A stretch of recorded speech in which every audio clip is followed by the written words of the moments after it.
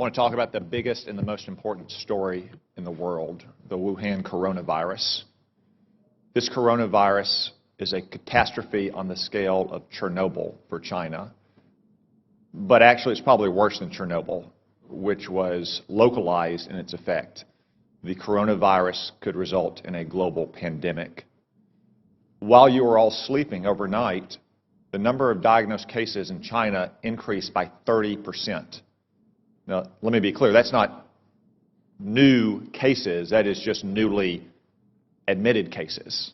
It is probably several orders of magnitude higher than that. Also, while you were sleeping, China now has its entire border with Russia closed. 2,600 miles, Russia has closed that border. El Al has shut down travel between Israel and China. Air France has shut down travel between China and France. And that's in addition to all the other countries that have already shut down travel. From what we know so far, and there's still many unknowns, this virus could have both a long incubation period, as much as 14 days, and individuals could be contagious while asymptomatic, which was not the case with SARS in 2003. Furthermore, from some cases, it appears the virus could be aerosolized, which means it doesn't require the kind of contact that you have with, say, a married couple kissing each other or a family living in close quarters in a hotel or apartment, but rather the distances we are all sitting apart right now. Yet China is still lying about all of this. They've been lying about it from the very beginning, and you don't need their history of lying about SARS in 2003, though it is relevant here. You just have to see what's happened over the last 2 months. We now know that the first case manifested no later than December 1, even though China didn't reveal it to the WHO until a month later on December 31st, when they continued to hide it from their own citizens. And they continued to say that it had been contained inside Wuhan. Today, it is in every single province in China.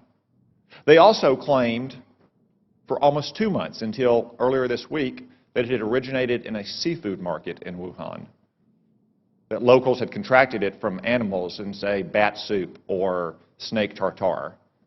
That is not the case.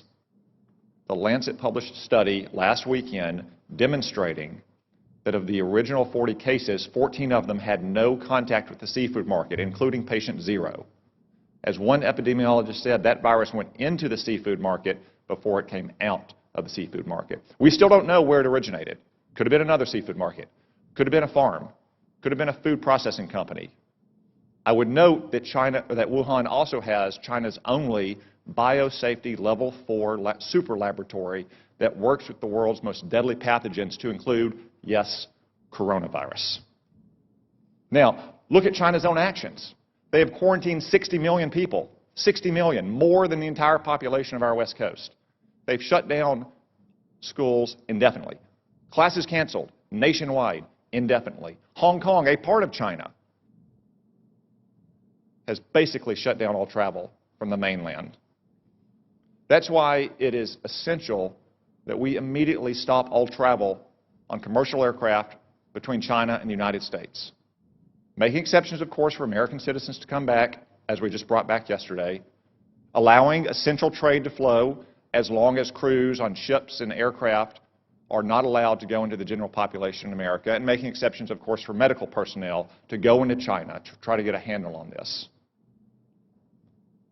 It is essential that we take those steps, and essential that we get to the bottom of China's deceit and incompetence on this measure. And gentlemen, I raise this with you because you are responsible in your combatant commands for some countries that have the most fragile public institutions, to include the most fragile public health institutions in the world.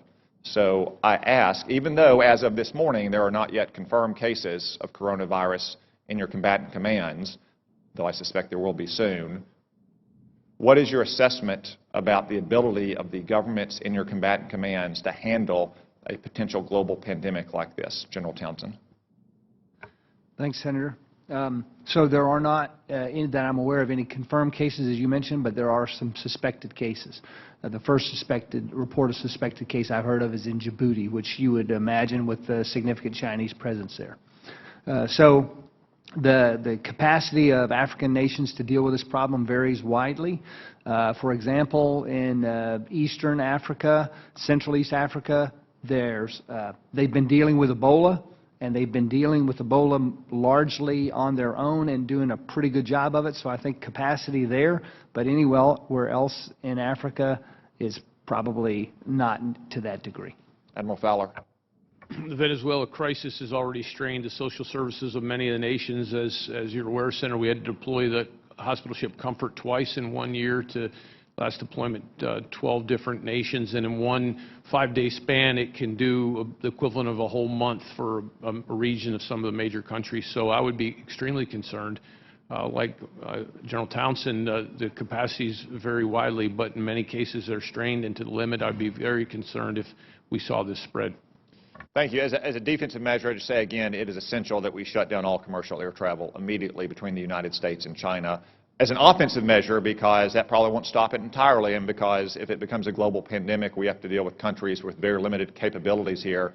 We need a Manhattan Project level effort to work with our best research scientists and laboratories in this country to develop a vaccine as quickly as possible.